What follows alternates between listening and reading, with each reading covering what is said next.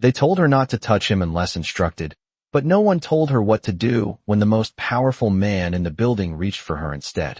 The fluorescent lights hummed softly above as Ava Brooks stood frozen just inside the glass doors of the VIP intensive care suite, the air cool and sterile, carrying the faint scent of antiseptic and polished metal, a world so far removed from the cramped apartment she had left behind that morning where her 8-year-old son slept under a thin blanket, his inhaler resting on the nightstand like a quiet reminder of everything she was fighting for.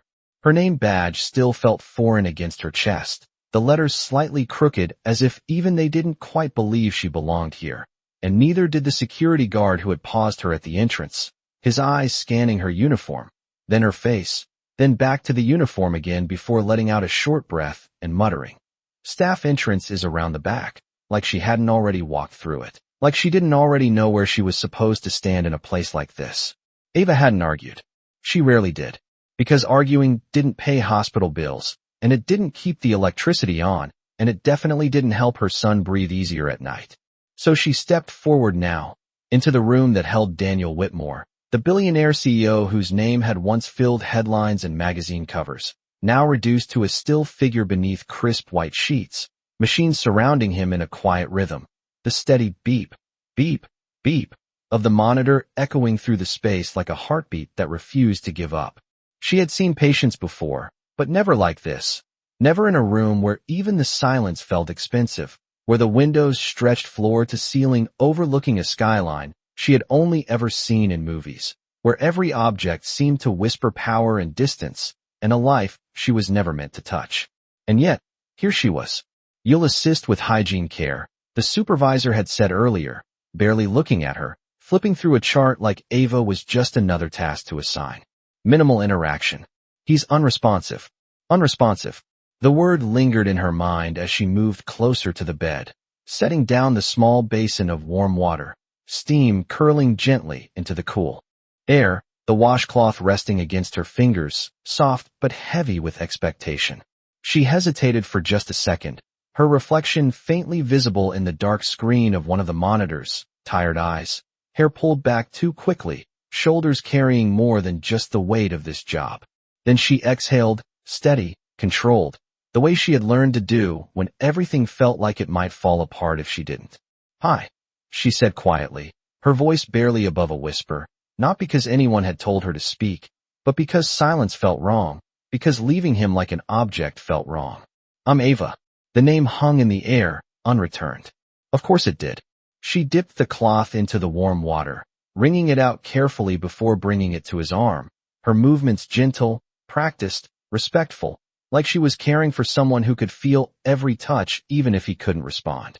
The warmth spread across his skin, and for a moment, the only sound was the soft drip of water back into the basin and the steady rhythm of the machine.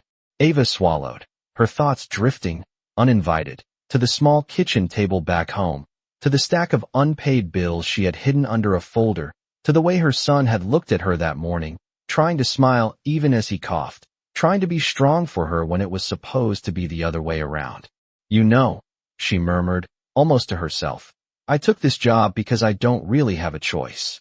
Her hand paused mid-motion, then continued, slow, careful. "But I'm still going to do it right." The cloth moved across his shoulder, down his arm, each movement deliberate, each second stretching just a little longer than it should have, as if time itself was watching. And then, something shifted. It was small, almost nothing, just a faint tightening beneath her fingers, a subtle resistance that didn't belong to stillness. Ava froze. The cloth stilled against his skin, her breath catching in her throat as her eyes flicked to the monitor, the steady beep now slightly faster, slightly sharper, like a quiet warning. "No," she whispered, more instinct than logic, her gaze dropping back to his hand, resting beside him. For a moment, nothing happened. The room held its breath, and then his fingers moved. Just a fraction, just enough. But it was real. Ava's heart slammed against her ribs, her pulse roaring in her ears as she stared, unable to look away, unable to convince herself it was imagination. Slowly, almost carefully, his hand lifted, searching, until it found her wrist, closing around it with a weak but undeniable grip. The warmth of his skin met hers, grounding, impossible, electric in the quiet room. The monitor spiked. The rhythm broke. Alarms began to rise, sharp and sudden, slicing through the calm like a blade. Footsteps rushing from outside, voices overlapping, urgent, disbelieving. But Ava didn't move. She couldn't, because his eyes opened. Not fully, not clearly, but enough. Enough for her to see them, unfocused but searching, and somehow, impossibly, they found her. Past the noise, past the chaos, past everyone else rushing in, his gaze locked onto hers like she was the only thing anchoring him to the world. His lips parted, dry, trembling, and though his voice barely carried, she heard it, clear as if it had been spoken directly into her chest. Don't let them. He struggled for breath, fingers tightening slightly around her wrist. Touch me. The room fell into a different kind of silence, one filled with disbelief, with tension, with something no one had expected. Doctors exchanged looks. Nurses hesitated. And Ava, the woman who had been stopped at the door, the woman they had barely acknowledged, stood at the center of it all, her hand still in his, her presence suddenly undeniable. Only her. And just like that, everything changed, though neither of them knew yet just how far those words would reach, or who, standing just beyond the doorway with a shadowed expression and perfectly measured stillness, had already been waiting for this moment to happen.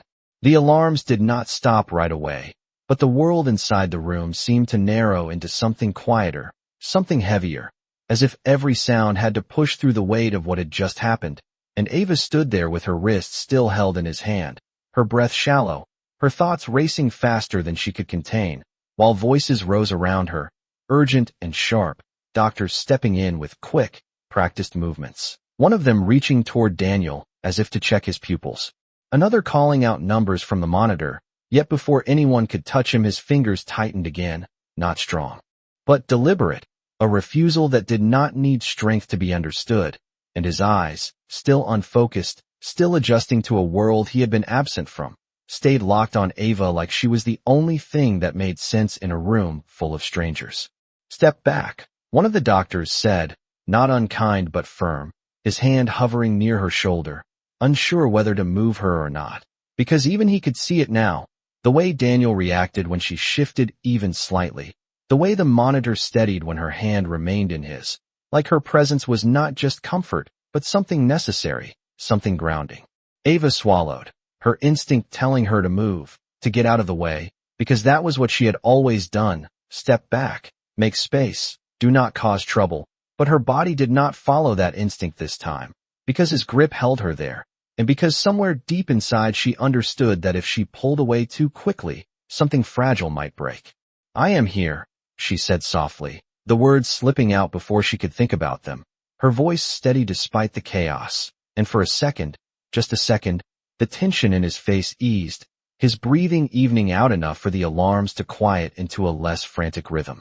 The room shifted again, not calmer, but different, the urgency replaced with careful observation, the kind that came when something unexpected could not be ignored.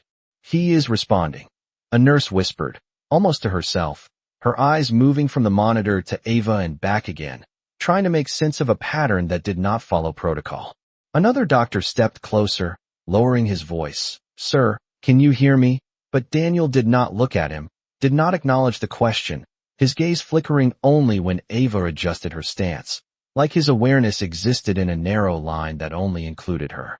Ava felt it then, not just the pressure of his hand, but the weight of every eye in the room, watching her, assessing her, questioning her place in a moment that was never meant to belong to someone like her, and she felt the familiar heat rise in her chest, the quiet voice that had followed her through every job, every room, every interaction, telling her she was out of place, that she did not belong here, that this moment would pass and everything would return to the way it was before. But it did not feel like that now. It felt like something had shifted in a way that could not be undone. We need to stabilize him, the doctor said finally, more to the team than to Ava, but his eyes lingered on her a second longer than before, not dismissive this time, but uncertain, like he was reconsidering something he had already decided. Do not remove her hand yet. Another voice added, quieter, older, carrying a kind of authority that did not need volume. and Ava turned slightly to see an older physician standing near the doorway, his expression calm but intent, as if he had been observing longer than anyone realized. His vitals are reacting to her presence. We do not disrupt that. The statement settled over the room, shifting the balance again, and Ava felt it in the way no one tried to move her now. In the way the space around her adjusted, not pushing her out, but accommodating her presence, even if no one said it out loud. Daniel's grip loosened just slightly, not releasing her, but easing enough for her to move her fingers gently against his. A small reassurance she was not sure he could feel, but something told her he did. "You are okay," she murmured, the words soft, instinctive. The same tone she used when her son woke in the middle of the night struggling to breathe. The same quiet strength she had learned to carry even when she felt like she was breaking.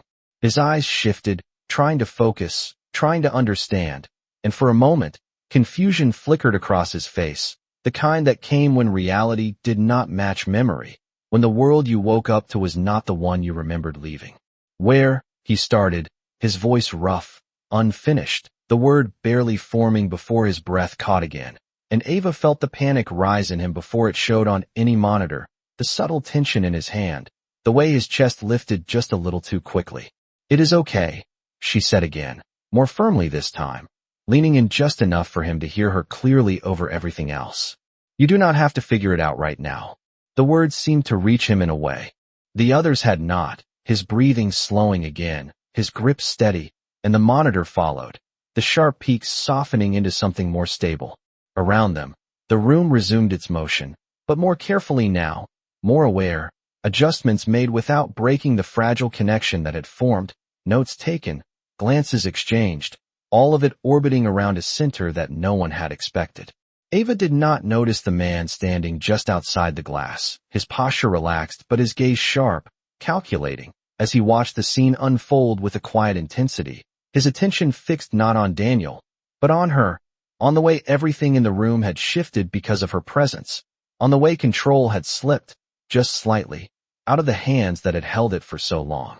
Inside, Ava finally exhaled, a breath she did not realize she had been holding, her shoulders lowering just a fraction, her focus still entirely on the man in front of her, the man who, for reasons she could not explain, had chosen her in a moment when everything else in his world should have mattered more. And somewhere between the steady beep of the monitor and the quiet warmth of her hand against his, something deeper began to take shape, something neither of them understood yet, but something that would not be ignored. The room did not return to normal after that moment.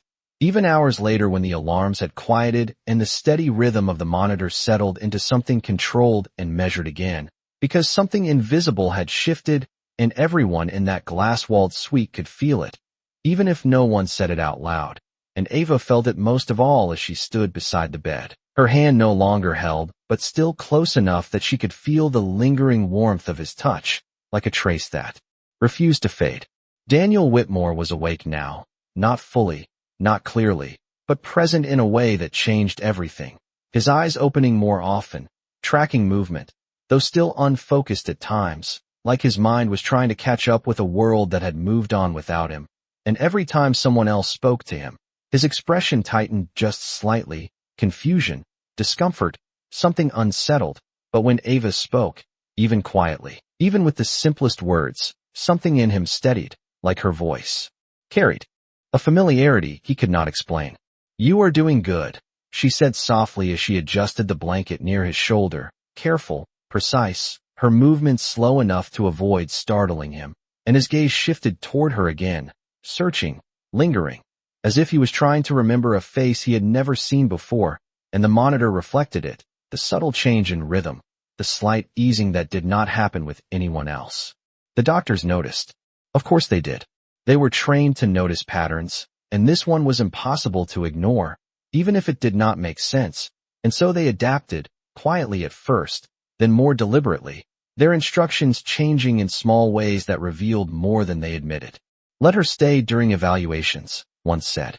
"Keep her nearby during responses," another added, as if they were discussing equipment instead of a person, but Ava heard it, felt it, the shift from being overlooked to being necessary, and it unsettled her more than the dismissal ever had, because necessity came with attention, and attention came with scrutiny.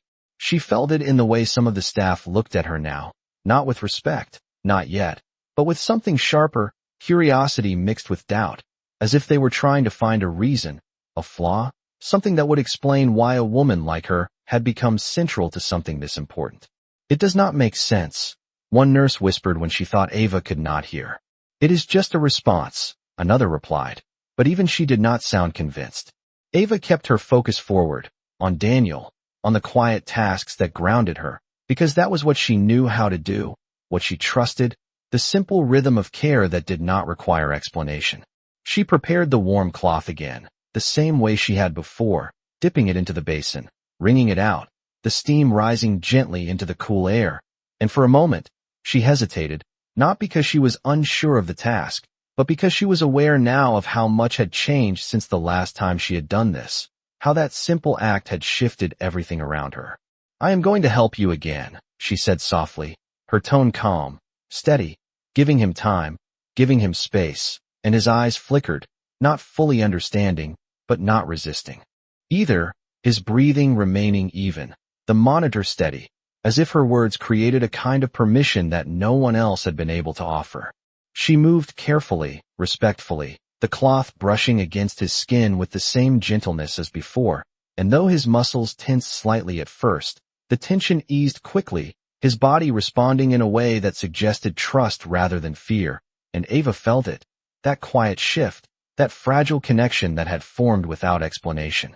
"You do not have to be afraid," she murmured, the words more for him than for herself, though she needed them too, needed something to hold on to as the ground beneath her kept changing. Across the room, the older physician watched closely, his expression thoughtful, his eyes moving between the monitor and Ava's hands, as if he was piecing together something that went beyond medicine, something that did not fit into charts or data. "He is stabilizing faster with her," he said quietly to the others, not a question, not a suggestion, but a statement, and the room adjusted again, the unspoken acknowledgement settling into place. But not everyone accepted it so easily. Near the doorway, a man stepped inside, his presence subtle but unmistakable, dressed in a tailored suit that contrasted sharply with the clinical setting, his movements controlled, deliberate, his gaze sweeping the room before settling on Daniel, then shifting slowly, calculatingly, to Ava. He did not speak right away, but the silence around him carried weight, the kind that came from power, from authority that did not need to be announced. "So he is awake," the man said finally, his voice smooth, measured, and though the words were simple, the tone carried something else beneath it, something that did not match the relief one might expect. The doctors turned toward him immediately, their posture changing, more formal, more cautious. "He is responsive," one of them replied carefully. "We are still assessing cognitive function." The man nodded slightly, his eyes never leaving Ava. "And her?" he asked, not bothering to hide the edge in his voice now. "Why is she still here?" The question hung in the air, heavier than it should have been, and Ava felt it land on her, not as a direct accusation, but as something close enough to it, the kind of scrutiny she had learned to recognize, the kind that questioned her presence before her actions. For a moment, no one answered, the hesitation revealing more than any explanation could, and then the older physician stepped forward, his voice calm but firm. "Because he asked for her," he said, and the simplicity of the statement carried more weight than any argument, because it was true, undeniable, and in a room where everything was supposed to follow logic and control, that truth shifted the balance in a way no one had expected. The man's expression did not change, but something in his eyes did, something sharper, more focused, as if he had just found a new variable in a situation he thought he understood. Ava felt it, that shift, that attention settling on her in a way that was no longer dismissive, no longer indifferent, but intentional. And for the first time since she had walked into that building, she understood that this was no longer just a job, no longer just a way to pay bills and keep her son safe, because whatever had begun in that room was already pulling her into something far more complicated, something she could not step away from even if she wanted to. And as she looked back at Daniel, at the way his eyes found hers again despite everything else happening around them, she realized that neither of them had any idea how much their lives had just changed. The silence that followed the man's question did not feel empty. It felt controlled, like something was being measured rather than spoken, and Ava could feel it pressing against her from every direction as she stood beside the bed. The warmth of the cloth fading in her hand, while the air in the room seemed to grow colder, sharper, more aware of her presence than it had ever been before. The man did not raise his voice, did not step closer in any aggressive way, but the weight of his attention was enough, his eyes steady, assessing, as if he was trying to understand not just what had happened, but what it meant, and more importantly, what it might cost him. He asked for her. The older physician repeated, his tone unchanged, but firmer now, as if he understood exactly what kind of pressure was being applied and chose not to yield to it. The man's gaze flickered briefly toward Daniel, who had not looked away. From Ava, who still seemed anchored to her presence in a way that no one else in the room could replicate. And for a moment, something unreadable passed through the man's expression before it settled again into composure. He is not in a position to make decisions, the man replied calmly. But there was an edge beneath the words, something that suggested control was more important than care. Ava felt the words more than she heard them, felt the implication settle over her like a familiar weight, the quiet dismissal, the assumption that she did not belong in a conversation like this, that her presence was temporary, replaceable, insignificant.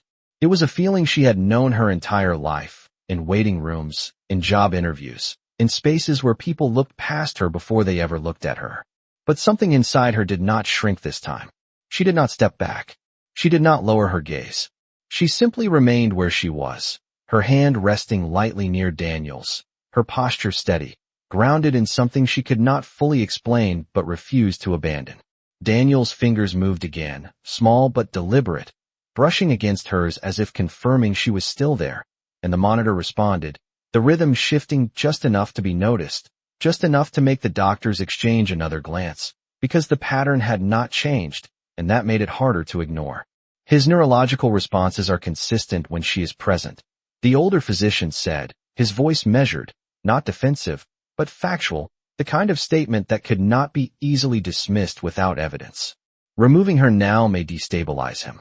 The man considered that, his gaze narrowing slightly, calculating, weighing risk against control, and Ava realized in that moment that whatever this situation was, it was no longer just medical.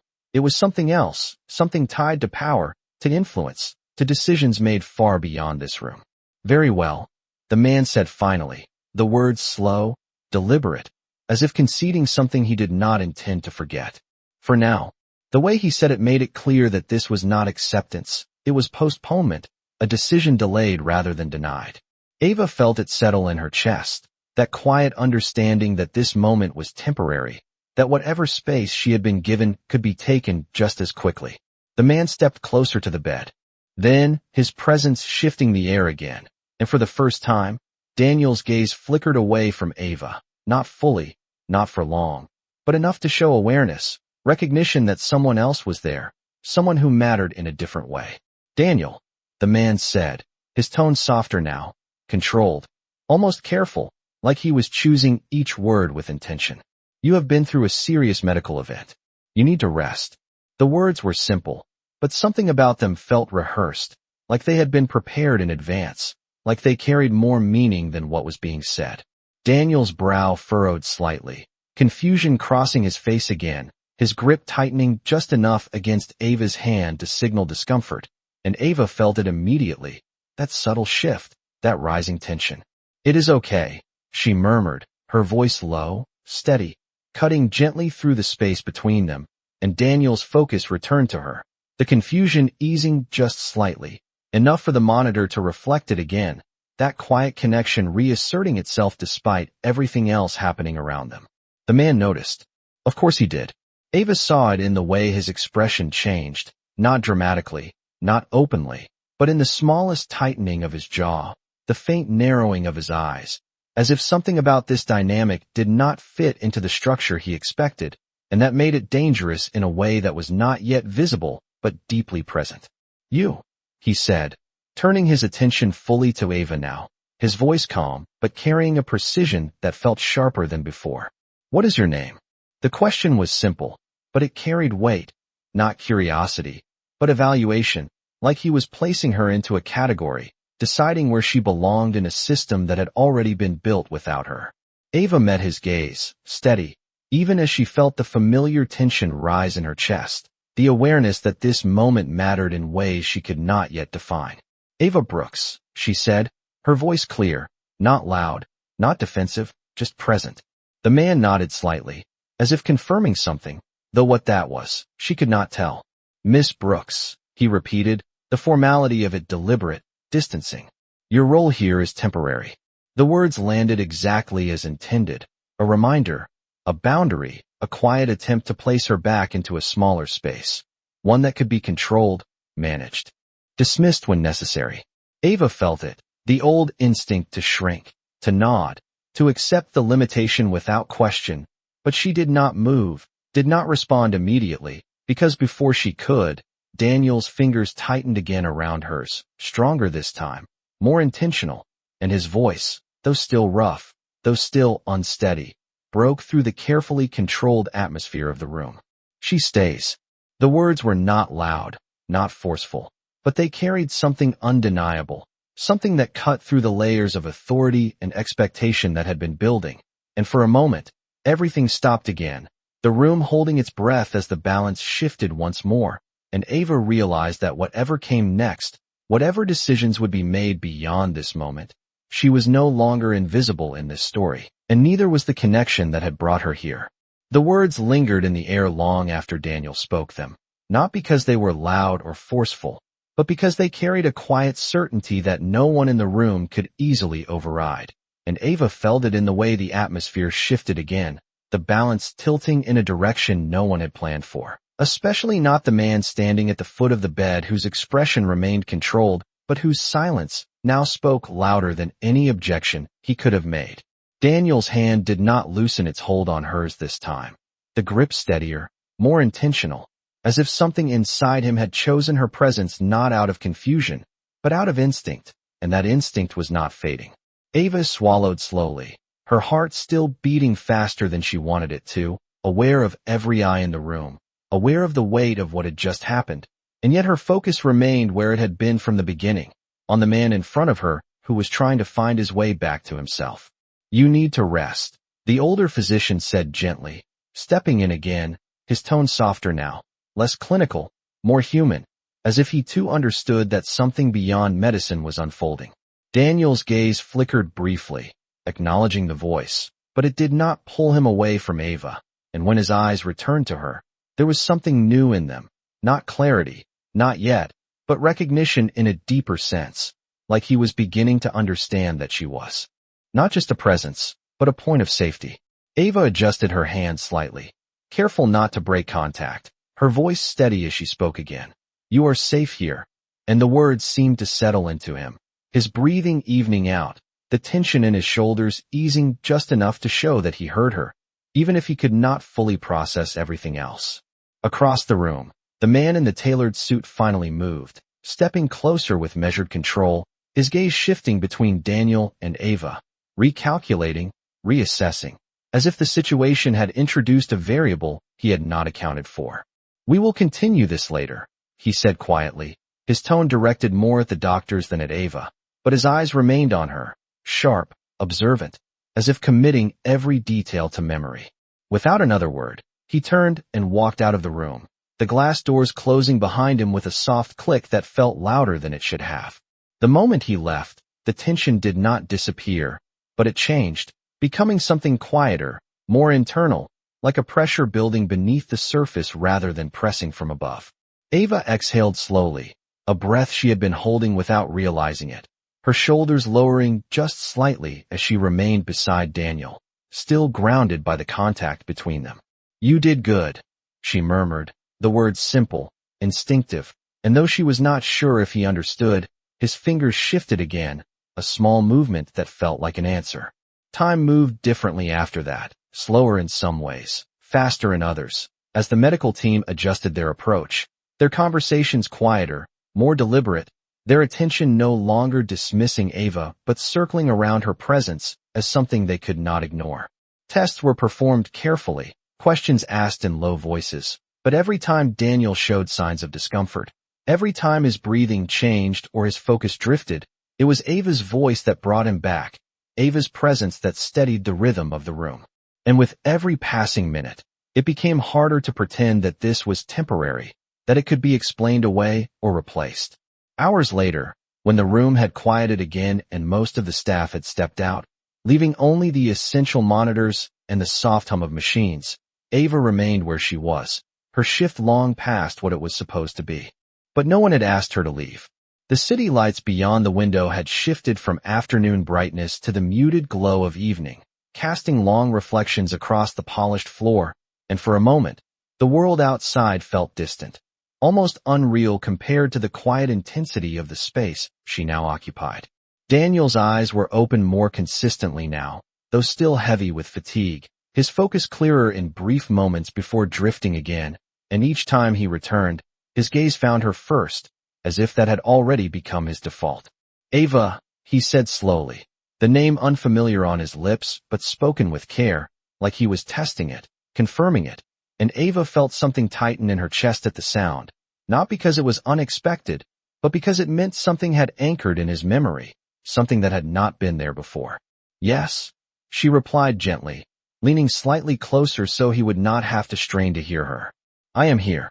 He watched her for a moment, his expression shifting, searching, and then his brow furrowed slightly, confusion returning in a different form, deeper now, more aware. "Why you?" The question was quiet, incomplete, but it carried weight, not suspicion, not accusation, but genuine uncertainty, like he was trying to understand why she was the one standing beside him instead of someone else, someone who might have made more sense in his world. Ava paused, just for a second, her mind brushing against a dozen possible answers, none of them simple, none of them complete, and in the end, she chose the only one that felt true without needing explanation. "Because I did not leave," she said softly.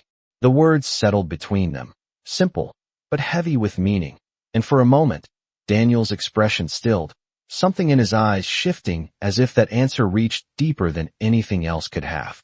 His fingers tightened slightly around hers again, not out of fear this time, but something closer to trust, and Ava felt it, that quiet connection strengthening in a way that no one else in that building could control or predict.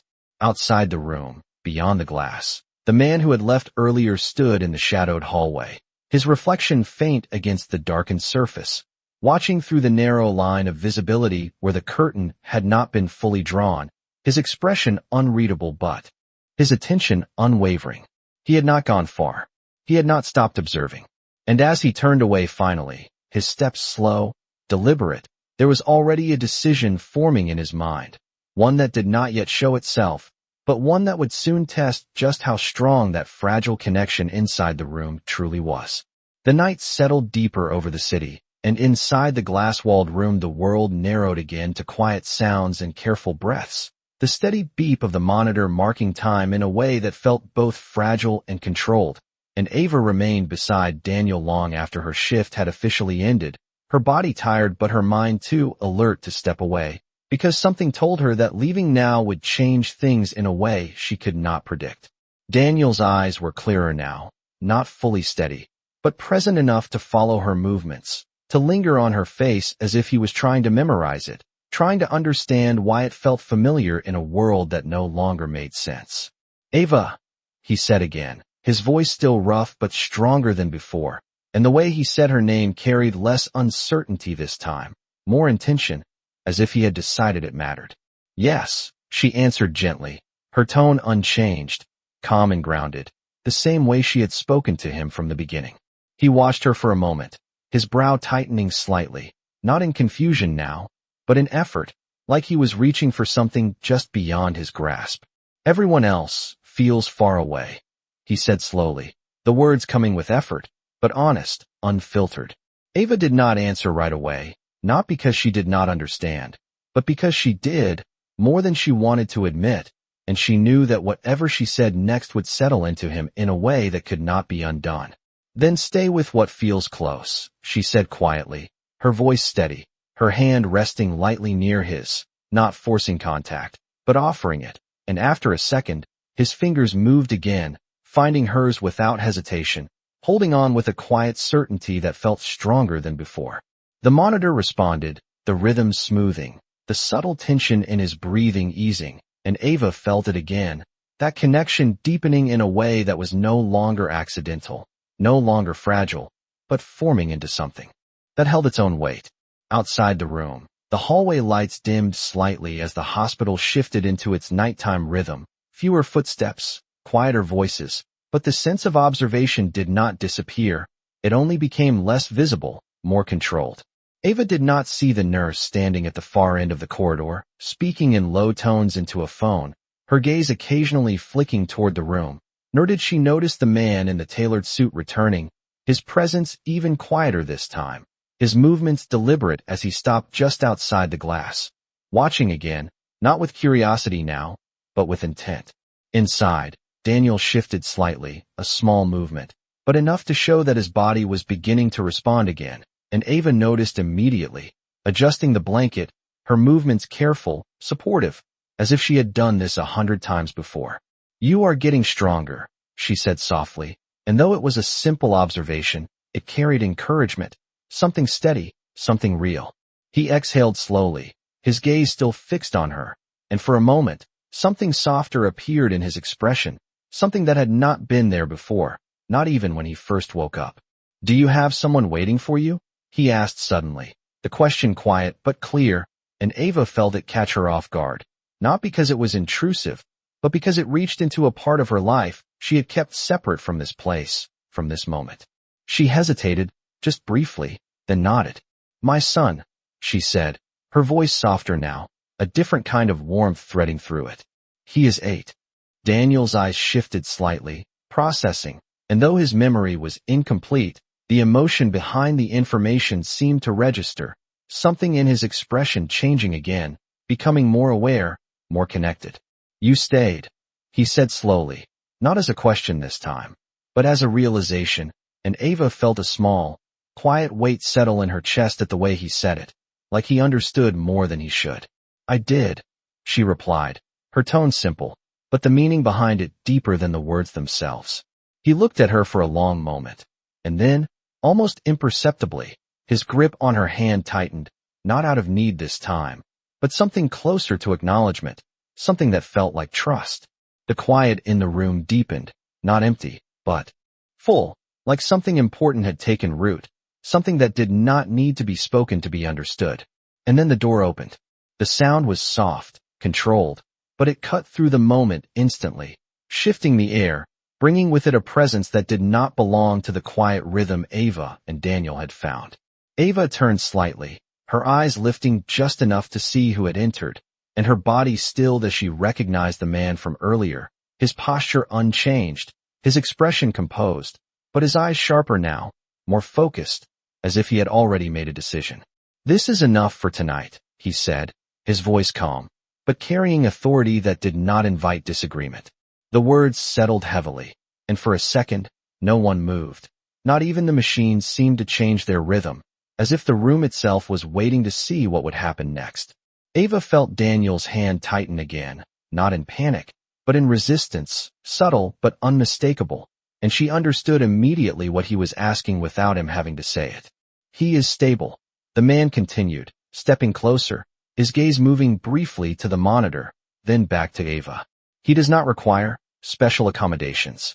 The pause before the last words was deliberate, the implication clear, and Ava felt it, that familiar attempt to reduce her role, to return things to a version of control that did not include her. She inhaled slowly, steadying herself, her instinct to step back rising again, but this time it met something else, something stronger, something that had been building since the moment Daniel had first reached for her. Before she could respond, Daniel spoke, his voice still rough, still recovering, but carrying more strength than before. "She stays," he said again, clearer this time, the words deliberate, and the effect was immediate, the tension in the room shifting sharply, the balance tipping once more. The man's gaze locked onto him, something flickering beneath the surface, not anger, not yet, but something close enough to it to be felt. "You need rest," he replied, his tone controlled, but firmer now, as if he was trying to guide the situation back into his hands. Daniel did not look away from Ava. "I am resting," he said quietly, and his fingers tightened around hers just slightly, enough to make the point without force, and Ava felt it, that choice, that decision being made again, not by her, but by him, in a way that no one else in the room could override. And in that moment, as the silence stretched between them, Ava realized that whatever this man intended, whatever control he thought he had, it was already being challenged by something he could not easily take away, something that had begun the moment Daniel chose her and had only grown stronger with every second she stayed. The silence did not break immediately after Daniel spoke. It stretched, thick and deliberate, as if every person in the room was waiting to see who would move first, who would yield, and Ava felt it pressing against her again, that invisible tension that had followed her into spaces like this her entire life. But this time it did not feel the same, because this time she was not the only one holding her ground. Daniel's hand remained wrapped around hers, not tightly, not forcefully, but with a quiet certainty that did not waver, and the monitor echoed it, steady, controlled, as if his body itself was reinforcing the choice he had made. The man in the tailored suit did not speak right away, his gaze fixed on Daniel, then shifting slowly to Ava, measuring, recalculating, and for a moment, the calm mask he wore seemed thinner, like something underneath it was beginning to surface, something sharper, less patient. "You are not fully aware of your condition," he said finally, his tone still composed, but firmer now, as if he was trying to re-establish a structure that had already begun to fracture. "Decisions like this are not yours to make yet." Ava felt the words land, not directly on her, but around her, an attempt to redraw boundaries, to return control to a place where it could be managed, and for a second, the old instinct stirred again, the urge to step back, to let the people with authority handle what they believed was theirs. But before that instinct could take hold, Daniel moved, just slightly, enough to show intention, enough to make the room shift again. "I know enough," he said quietly, his voice still recovering, but clearer than before, each word deliberate, chosen. "She stays." The repetition was not accidental, it was reinforcement, a line drawn not with force, but with consistency, and Ava felt something steady inside her in response, something that had not been there before this night, something that did not come from confidence, but from being chosen in a way she had never experienced. The older physician stepped forward again, his presence calm but grounded, like an anchor in a room where the balance kept shifting. "He is demonstrating consistent cognitive response," he said, addressing the man in the suit, but his words carried an undercurrent of something more, something protective. "And his stability is directly linked to her presence. Removing her now is not medically advisable." The statement settled into the space between them, not confrontational, but firm enough that it could not be dismissed without consequence. The man's jaw tightened slightly, the smallest shift, but Ava noticed it, because she had learned to notice those details, the subtle signs that someone's patience was thinning even when their voice remained calm. "Then we adjust the schedule," the man replied, his tone controlled, but now clearly strategic, shifting from opposition to containment. "She can remain, temporarily, under supervision." The pause before the last words carried meaning, limitation, a reminder that whatever space Ava had been given could still be defined, restricted, monitored. Ava felt it, that attempt to reshape her role into something smaller again, something easier to control, and for a moment, she wondered if she should agree, if she should accept the condition quietly the way she always had. But then Daniel's hand shifted again, his thumb brushing lightly against her skin, a small movement, but enough to pull her focus back, enough to remind her why she was still standing here. "I am not going anywhere," she said softly, not loud, not challenging, but steady, the words directed more toward Daniel than anyone else, and yet they carried into the room in a way that made them impossible to ignore. The man's gaze flickered to her again, sharper this time, as if he had just reassessed her entirely, not as background, not as temporary, but as something that might require attention. "We will see," he said quietly, and though the words were simple, they carried weight, a promise, or perhaps a warning, that this was not settled, that this moment was only the beginning of something larger. He turned then, leaving the room once more, but this time his departure felt different, less like retreat, more like repositioning, and Ava felt it in the way the air shifted after he was gone, not lighter, but charged with something unresolved. The doctors resumed their work slowly, carefully, but the rhythm had changed, their movements more deliberate, their conversations quieter, as if they were aware now that what was happening in this room extended beyond medicine, beyond charts and protocols, into something that involved power, influence, and decisions that would not be made here. Ava remained beside Daniel, her hand still in his, her presence no longer questioned in the same way, but not fully accepted either, existing in a space between necessity and resistance. "You are stubborn," she murmured after a moment, her voice soft, almost teasing, though there was warmth beneath it, and Daniel's lips shifted slightly, not quite a smile, but something close enough to feel like one. "I had to be," he replied quietly, the words coming easier now, though still measured, and Ava noticed the change immediately, the strengthening of his voice, the growing clarity in his gaze. "Then keep doing that," she said gently. "It is working." He looked at her again, longer this time, as if he was trying to understand not just her words, but her, the way she spoke, the way she stayed, the way she did not treat him like something fragile or distant, but like someone who could still choose, still decide. "You did not answer me," he said after a moment, his tone quieter now, more focused. Ava tilted her head slightly, not sure what he meant at first. "About why you stayed," he added, his eyes steady on hers. Ava paused, her thoughts brushing against the truth again, the simple answer she had already given, but now it felt like there was more beneath it, something deeper that had not been spoken yet. "Because leaving would have been easier," she said finally, her voice calm, but carrying weight now. "And I do not trust easy things." The words settled between them, and for a moment, Daniel's expression stilled, something in his eyes shifting again, not confusion this time, not even curiosity, but recognition of something that resonated beyond memory, beyond logic, something that felt real in a way he could not explain.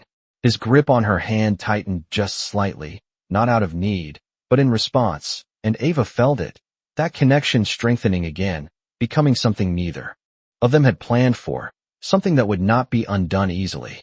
Outside the room, down the dimly lit corridor, the man in the tailored suit stopped near the elevator, his reflection faint in the polished metal doors as he pulled out his phone, his expression no longer neutral, no longer unreadable, but focused, decisive. "Move forward," he said quietly into the receiver, his voice low, controlled, and whatever response came through the other end did not change his expression, did not soften his gaze. "Yes," he added after a pause, starting with her. And as the elevator doors closed in front of him, the quiet inside the hospital did not feel as safe as it had just moments before. The hospital did not feel the same by morning. Even though the lights were brighter and the corridors filled again with quiet movement and routine voices, because something from the night before had not faded, it had settled, deep and unseen, and Ava felt it the moment she stepped back into the building after a few short hours away, her body tired, her mind still replaying every word, every look, every shift in that room where nothing had gone the way it was supposed to. She had barely slept, her son's soft breathing beside her a comfort she held on to longer than usual before leaving, her hand resting lightly on his back, as if grounding herself before stepping back into a world that no longer felt like just a job. When she walked through the staff entrance, the same one where she had been stopped before, the guard did not question her this time. But he did look at her differently, longer, as if he had already heard something, as if whatever had happened upstairs had traveled faster than she expected. Ava kept walking, her steps steady, her focus forward, because she knew how quickly attention could turn into something else, something sharper, something harder to carry. By the time she reached the VIP floor, the atmosphere had shifted again, quieter than usual, but not in the calm way of early morning, in a controlled way, like something was being managed carefully behind closed doors. She noticed the nurse at the desk glance up at her, hesitate, then look away, her fingers tightening slightly around the clipboard she held, and Ava felt it immediately, that subtle change in behavior that spoke louder than words. "Room 12, Ava said softly, though she already knew where she was going, her voice steady, giving no space for doubt, and the nurse nodded without meeting her eyes, as if acknowledging her without wanting to engage. Ava did not press further. She walked toward the room, each step measured, each breath controlled, because something inside her already knew that whatever had begun the night before was not going to stay contained. When she reached the glass doors, she paused for just a second, her reflection faint in the surface, her expression calm but alert, and then she stepped inside. Daniel was awake. Not just responsive, not just aware, but awake in a way that changed the entire energy of the room. His eyes clearer, his posture slightly adjusted, propped up enough to show that his body was beginning to respond again. And the moment he saw her, something in his expression shifted, immediate and unmistakable, like a tension easing that had been held in place until she arrived. "You came back," he said, his voice still carrying the weight of recovery, but stronger now, more present, and Ava felt something in her chest tighten at the way he said it, like it had not been guaranteed, like he had been waiting. "I said I would," she replied gently, stepping closer, her tone calm, but warm, the same steady presence she had given him from the beginning. The monitor reflected it again, the subtle shift in rhythm, the quiet stabilization that followed her presence, and Ava noticed it without needing to look, because she could feel it in the way his body relaxed, in the way his breathing evened out. "They did not like that," Daniel said after a moment, his gaze still on her, but sharper now, more aware, and Ava understood immediately what he meant, the memory of the man in the suit still fresh in her mind. "People do not always like things they cannot control," she said softly, her words simple, but carrying weight, and Daniel's lips moved slightly, something close to agreement forming without needing to be spoken. "He is my brother," Daniel added quietly, and the words landed differently than anything else had so far, because they explained something Ava had not known, something that shifted the entire situation into a new perspective. Ava did not react immediately, but inside, something aligned, something made sense in a way it had not before. "The one who wants me out," she said, not as a question, but as a realization, and Daniel's gaze held hers, steady, confirming without needing to say more. "He thinks you are a problem," Daniel said, his tone quieter now, not defensive, not apologetic, just honest. Ava exhaled slowly, the weight of that settling in her chest, not surprising, not new, but heavier now because it was tied to something larger than she had expected. "Am I?" she asked, her voice calm. But there was something beneath it now, something that needed an answer, not for the situation, but for herself. Daniel looked at her for a long moment, his expression thoughtful, focused in a way that showed his mind was catching up, connecting pieces even through the haze of recovery. "You are the only thing that makes sense right now," he said finally, and the simplicity of it carried more weight than anything else he could have said, because it was not about logic, not about explanation, it was about something deeper, something instinctive that had already proven itself in ways no one could deny. Ava felt it, that quiet shift inside her, something steadying, something grounding, even as the world around them continued to move in ways she could not fully see. She reached for the basin again, the familiar routine anchoring her, the warm water, the cloth, the same careful movements, but this time it felt different, not just a task, not just care, but something shared, something understood. "We are going to keep doing this," she said softly, her tone calm, reassuring, and Daniel nodded slightly, not fully, but enough, his trust no longer tentative, no longer uncertain. Outside the room, beyond the glass, movement continued, subtle, controlled, people passing by without stopping, conversations held just out of reach, but Ava felt it, that sense of being watched, not openly, not directly, but enough to know that whatever had begun was now being tracked, measured, possibly challenged. And as she stood there beside him, her hand steady, her voice calm, Ava realized that this was no longer just about survival, no longer just about a job or a paycheck, because something had changed in a way that could not be undone, something that had placed her directly in the path of decisions she had never planned to be part of, and somewhere beyond the walls of that room, those decisions were already beginning to take shape. The rhythm of the room held steady, but beneath it something else had begun to unravel, something Ava could not see directly, but could feel in the way the staff moved differently around her, in the way conversations stopped when she stepped too close, in the way eyes lingered just a fraction longer than they should have, not with curiosity anymore, but with quiet judgment. It started small, almost easy to ignore. A nurse handing her supplies without meeting her gaze. A doctor choosing his words more carefully when she was within earshot. But the shift was real, and Ava had lived long enough to recognize it before anyone said a single word out loud. Daniel noticed it too. Not in the same way, not with the same instinct, but enough to feel the difference in the air, enough to see the way people looked at Ava instead of through her. Something changed, he said quietly, his eyes following a staff member who left the room a little too quickly, and Ava did not answer right away because she was listening, not to him, but to everything else happening around them. The subtle cues that told her more than any explanation could. It always does, she said finally, her voice calm, but carrying a quiet weight that came from experience rather than fear. Daniel studied her, his expression more focused now, more aware, as if his mind was catching up faster than anyone expected, and for a moment, he looked like the man he used to be, the one who understood patterns, who noticed shifts before they became obvious. "They are talking about you," he said, not as a question, but as a realization, and Ava let out a slow breath, not surprised, not even offended, just acknowledging what had already begun. "They usually do," she replied softly, her tone even, but there was something beneath it now, something firmer, something that had been building since the moment she chose not to step back. The door opened again, but this time it was not the man in the suit, not yet, just two staff members entering with controlled expressions, their movements efficient but distant, and Ava noticed the way they avoided direct interaction, the way they spoke around her rather than to her, as if she had become something complicated, something easier to manage from a distance. "We will need to run additional tests," one of them said, addressing Daniel, but his eyes flicked briefly toward Ava before settling elsewhere, like he was careful not to engage too much. "We recommend limiting non-essential personnel during this phase."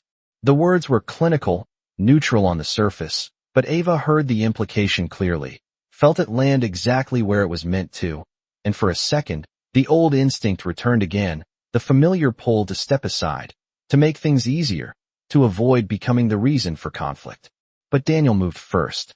His hand found hers again, stronger now, more certain, and the monitor responded immediately, the rhythm shifting just enough to draw attention. "She stays," he said, his voice clearer than it had been before, carrying a quiet authority that did not match his physical state, but came from somewhere deeper, something that had not been affected by whatever had happened to him. The two staff members exchanged a glance, brief but telling, and Ava saw it, the hesitation, the calculation, the awareness that this was no longer a simple situation, that pushing against this would not be as easy as removing a name from a schedule. "We will adjust accordingly," one of them said after a moment, his tone careful, controlled, and Ava recognized it for what it was, not agreement, but temporary compliance. They stepped back, their presence receding, but the tension they brought with them did not leave the room. It lingered, settling into the space like something that would return again and again until it was resolved. Daniel exhaled slowly, his grip loosening slightly but not releasing her, his eyes returning to hers with a steadiness that had not been there before. "You do not belong in their version of this," he said quietly, and Ava felt the truth in it, not as something new, but as something finally spoken out loud. "I never did," she replied, her voice calm, but there was strength in it now, something that did not need to prove itself anymore. He watched her for a moment, then nodded slightly, as if confirming something for himself. "Good," he said softly. "Neither do I." The words shifted something between them, something subtle but important, like a line had been crossed that neither of them could go back from, and Ava felt it settle in her chest, not as fear, but as awareness, the kind that came before everything changed. Outside the room, down the corridor, the man in the tailored suit stood once more, his presence as controlled as ever, but his focus sharper now, more direct, and beside him stood another figure, a woman with a tablet in her hand, her posture precise, professional. "It is escalating," she said quietly, her voice low enough to stay contained, but clear in its meaning. The man's gaze remained fixed on the glass, on the two figures inside who were no longer behaving according to expectation. "Then we contain it," he replied, his tone even, but final. "Remove her from the schedule." The woman hesitated for just a fraction of a second. He is responding only to her, she said carefully, and the man's expression did not change, but something in his eyes hardened, not with anger, but with decision. Then we make sure he learns not to. The words were quiet, almost calm, but the weight behind them was undeniable, and as the woman nodded slowly, already moving to carry out the instruction, the direction of what was coming next became clear, even if Ava had not heard it yet, even if she was still standing inside that room believing that what had formed there could not be so easily undone. The change did not happen all at once. It never did. It came quietly, carefully, the way things often did when someone wanted control without drawing attention, and Ava felt it the moment she returned the next day, not in the way the doors opened or the lights flickered overhead, but in the way the air itself seemed to hold something back from her, like a conversation that stopped just before she could hear it. She walked the same path she had taken every day, through the staff entrance, past the long corridor that smelled faintly of antiseptic and coffee, but this time no one looked at her the same way, not even with curiosity, not even with judgment, but with something more distant, more controlled, like she had already been placed somewhere outside of the situation without being told. When she reached the nurse's station, she paused, just long enough to notice the absence of her name on the board. The schedule neatly printed, every slot filled, every assignment clear, except for hers. Ava's eyes lingered on it for a second, her chest tightening slightly, not in surprise, but in confirmation, because she had already felt it coming before she ever saw it. There must be a mistake, she said quietly, her voice calm, directed at the nurse who stood behind the desk, her posture stiff, her hands clasped a little too tightly. The nurse did not meet her eyes right away. There were changes this morning, she replied, her tone neutral, practiced, as if she had repeated the same sentence more than once already. You have been reassigned. The words settled heavily, but Ava did not react immediately. She simply nodded once, absorbing it, letting it pass through her before deciding what it meant. Reassigned where? She asked, still steady, still composed. But there was something firmer beneath the surface now, something that would not accept a vague answer. The nurse hesitated, just for a fraction of a second. General Care Unit, she said finally, and the distance between those words and the room Ava had been standing in the night before felt wider than the entire building itself. Ava's hand tightened slightly around the strap of her bag, but her posture did not change, her voice did not rise. He asked for me, she said, not as an argument, but as a fact, something that had already been established, something that should have mattered. The nurse's gaze flickered up then, meeting Ava's for the first time, and there was something there, something uncomfortable, something that suggested she did not fully agree with what she was saying, but was saying it anyway. That is not how this works, she replied quietly, and the words carried more than policy, they carried limitation, finality, the kind that came from decisions made somewhere else. Ava inhaled slowly, the air feeling heavier now, not because of the room, but because of what it represented, the shift from being needed to being removed, from being central to being replaced. She could feel the old instinct rising again, the familiar voice telling her to accept it, to move on, to not make things harder than they already were, but something in her resisted this time, something that had been building since the moment Daniel reached for her and did not let go. I need to see him, she said, her tone still calm, but there was no hesitation in it now. The nurse shook her head slightly. Visiting hours have not started, she replied, but the answer came too quickly, too prepared, and Ava recognized it for what it was, not a rule, but a barrier. For a moment, neither of them spoke, the silence stretching between them, filled with everything that had not been said, and then Ava nodded once more, not in agreement, but in acknowledgement, as if she had reached a decision without needing to explain it.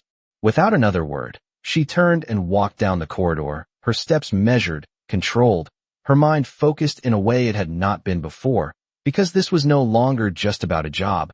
This was about something that had already proven itself real, something that could not be dismissed by a change in schedule.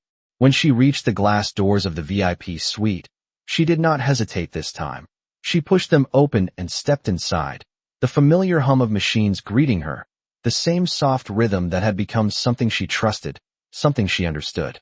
Daniel was awake, sitting slightly more upright than before, his gaze fixed on the doorway as if he had been waiting, And the moment he saw her, the shift in his expression was immediate, unmistakable, relief, and something deeper settling into place all at once. "You are late," he said, his voice stronger now, not accusatory, but carrying a quiet expectation that told her everything she needed to know. Ava exhaled softly, stepping closer, the tension in her chest easing just enough to let her speak. "They moved me," she said simply, because there was no reason to hide it, no reason to soften it. Daniel's expression changed instantly, the clarity in his eyes sharpening into something else, something more focused, more deliberate. "No," he said, the word immediate, certain, as if it did not require discussion. Ava watched him for a moment, taking in the shift, the way his posture adjusted, the way his presence filled the room differently now, less like a patient, more like someone who had already begun to reclaim control. "It was not a request," she said quietly. Daniel's jaw tightened slightly, the first visible sign of frustration, but it was controlled, measured, the kind that did not explode, but redirected. "Then, it is a mistake," he replied, his voice steady, and for a moment, Ava almost smiled, because there was something in the way he said it that suggested he had already decided what would happen next. Outside the room, just beyond the glass, the man in the tailored suit stood once more, his posture relaxed, his expression composed, but his eyes fixed on the two figures inside, watching the moment unfold exactly as he had anticipated, his phone still in his hand, the last instruction already sent, already in motion.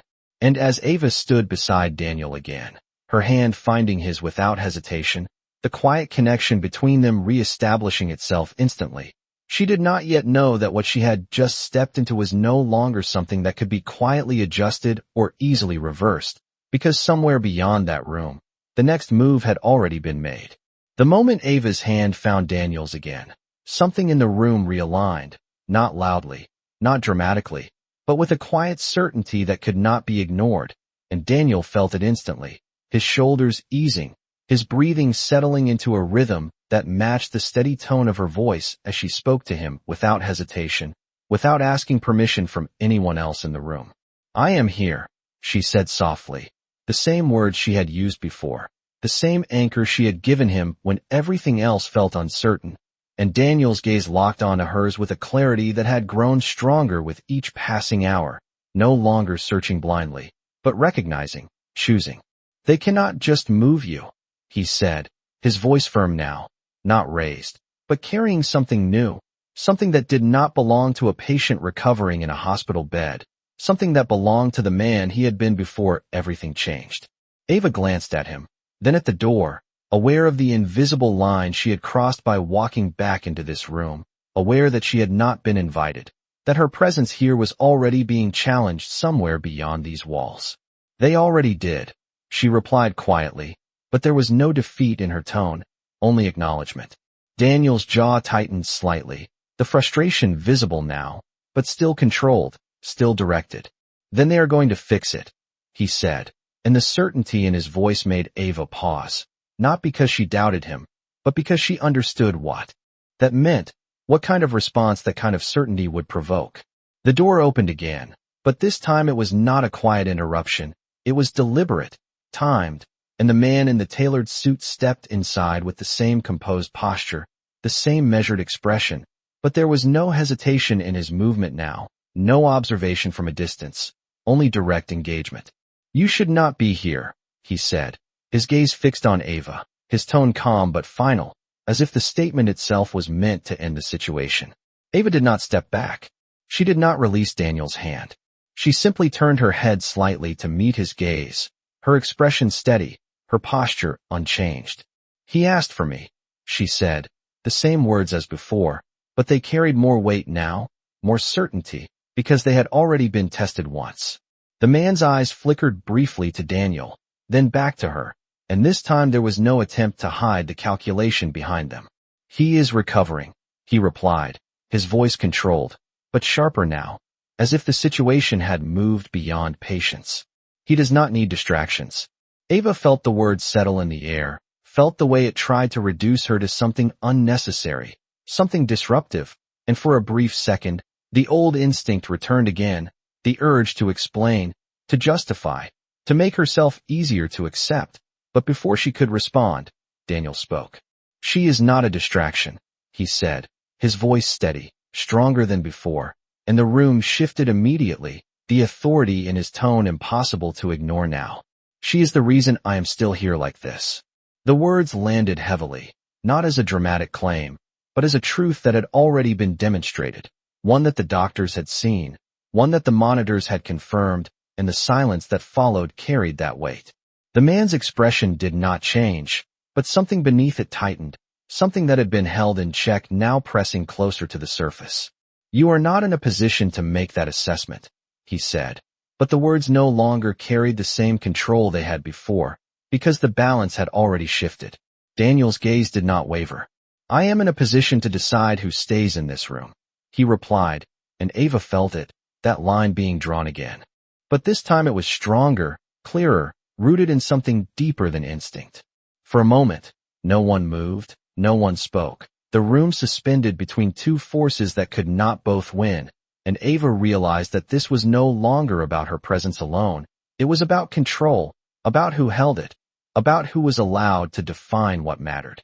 The older physician stepped forward again, his voice calm but firm, the same quiet authority that had steadied the room before. "Medically, his responses are still tied to her presence," he said, addressing the man directly now, no longer avoiding the confrontation. "Removing her at this stage could set back his recovery." The statement was clear, supported, undeniable, and for a second, the man's gaze shifted, not in agreement, but in recognition that pushing further in this moment would not serve him. He exhaled slowly, the tension in his posture easing just enough to suggest a change in strategy rather than a retreat. "Then we formalize it," he said, his tone shifting again, controlled, deliberate. "Temporary authorization. Supervised access only."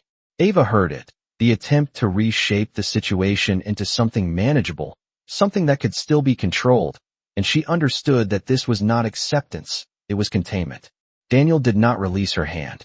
"She stays," he said again, quieter this time, but no less certain, and Ava felt the repetition settle into the room like something that would not be undone easily. The man studied him for a moment, then nodded once, a small, controlled motion that signaled agreement, but not surrender. "For now," he said, echoing his earlier words, but this time they carried more weight, more intention, because the situation had evolved, and so had his response to it. He turned to leave, but before he reached the door, he paused, his voice lowering slightly as he spoke again, without turning back. "This is not over," he said, and though the words were directed at no one in particular, Ava felt them land, felt the promise behind them, the certainty that whatever had begun here would not remain contained within this room. The door closed behind him, and the silence that followed felt different again, not as tense, but heavier, like the beginning of something rather than the end. Ava looked back at Daniel, her hand still in his, her presence still steady, and for the first time since she had walked into this building, she understood that staying was no longer the hardest part, because what came next would require more than just presence. It would require strength in ways she had never been asked for before. The room felt quieter after he left, but it was not the kind of quiet that brought relief. It was the kind that carried weight, the kind that settled into the corners and waited, and Ava could feel it even as she stood beside Daniel, her hand still in his, her presence steady, but her thoughts moving faster now, connecting pieces that had not fully made sense before.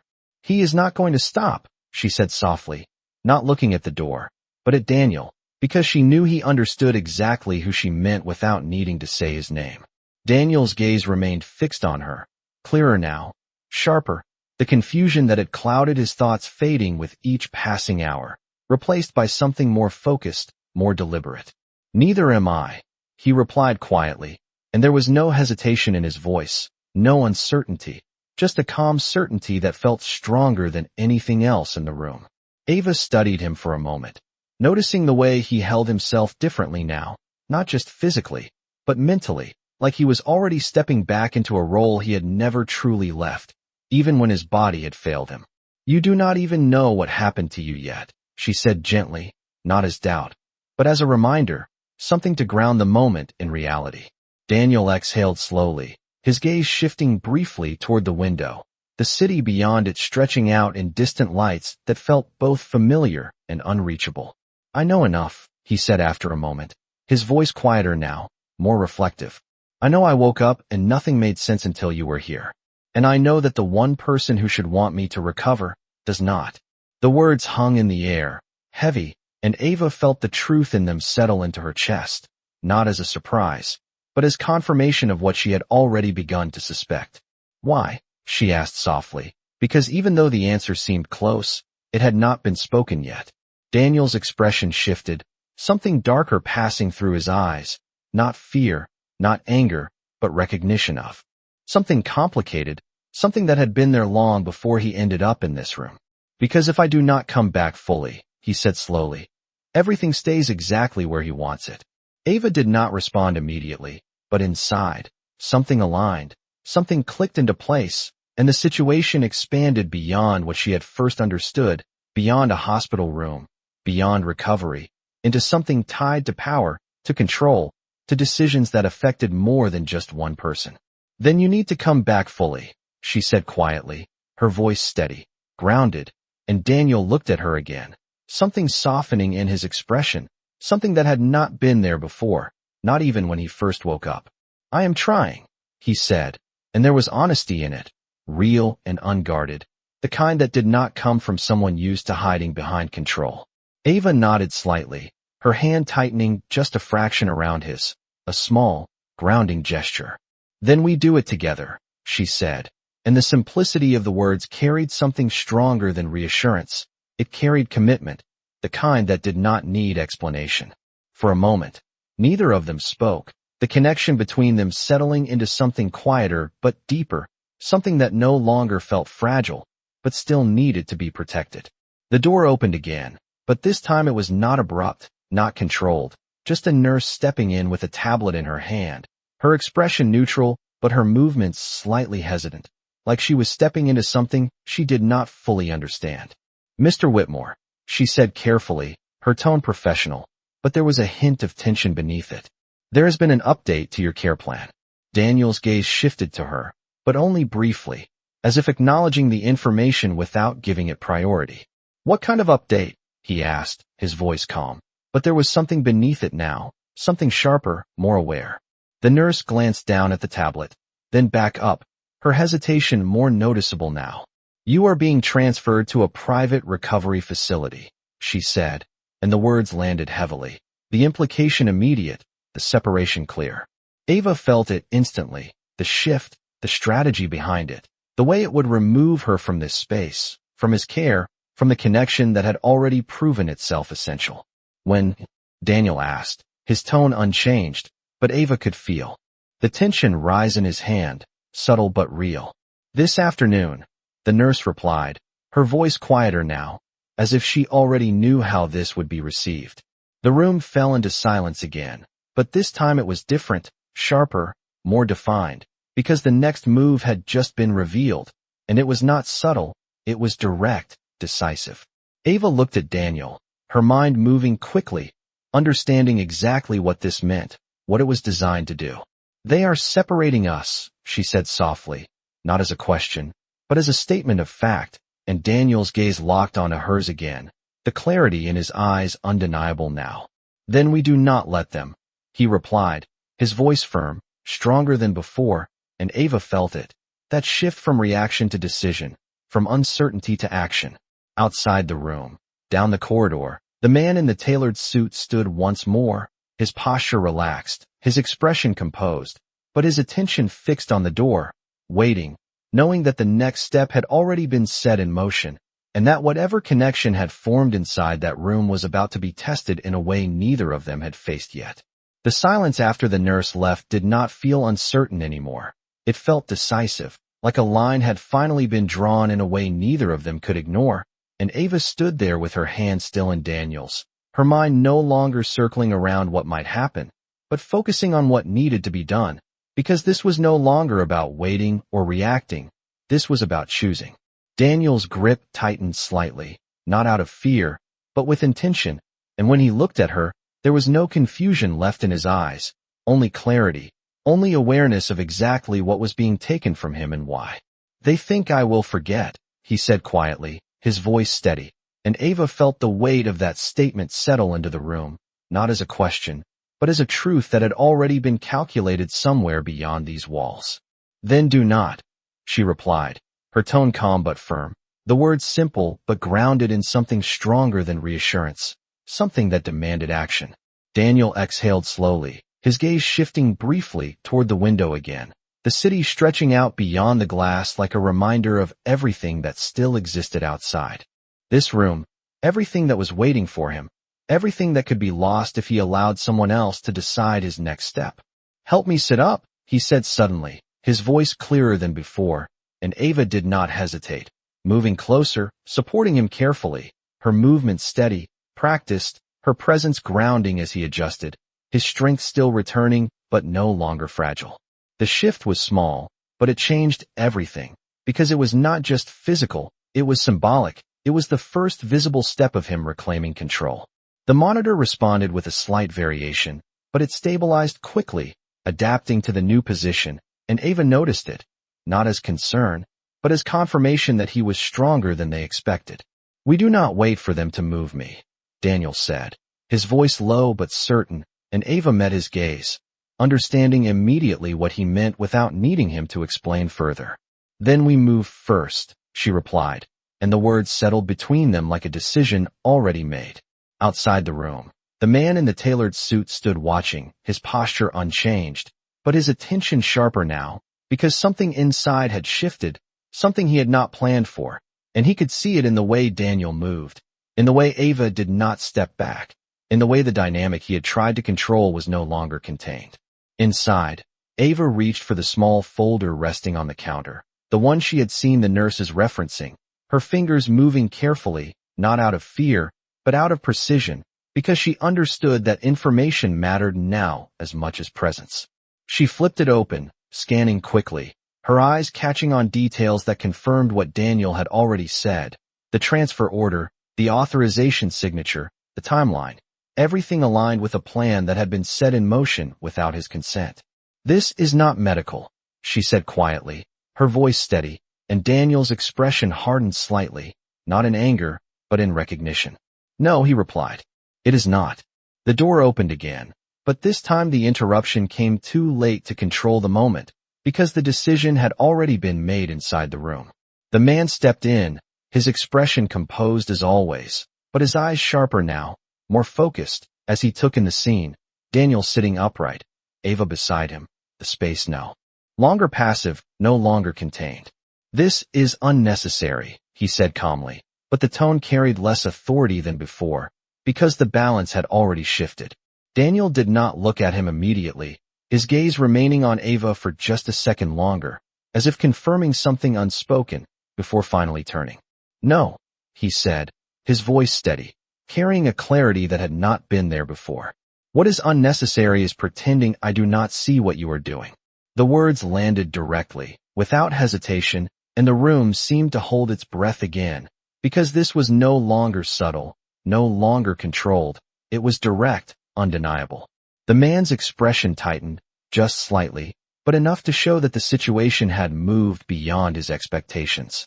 You are not fully recovered, he replied, but the words sounded different now, less like control, more like resistance. Daniel held his gaze, unwavering. I am recovered enough to decide who I trust, he said, and his hand tightened around Ava's again, not as a gesture, but as a statement, one that did not need to be explained. Ava felt it, that final shift, the moment where everything aligned, where the uncertainty fell away, replaced by something solid, something chosen, and for the first time, she did not feel like she was standing in someone else's world. She felt like she was part of something that mattered, something that could not be dismissed or replaced.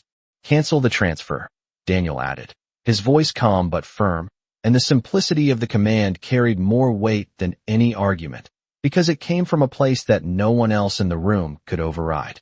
The man did not respond immediately, his gaze moving between them, calculating, reassessing, but this time the control he had relied on was no longer absolute, and he knew it. The silence stretched, but it did not break the same way it had before, because this time, the decision had already been made inside the room, and everything outside it would have to adjust. Ava stood beside Daniel, her hand still in his, her presence no longer questioned, no longer temporary. And as the moment settled into something real, something irreversible, she realized that what had begun as a necessity, as a job, as a way to survive, had become something else entirely, something that would not end when the doors of this hospital closed, because the choice they had just made was not just about staying. It was about everything that would come next, everything that would be challenged, everything that would have to be rebuilt, together.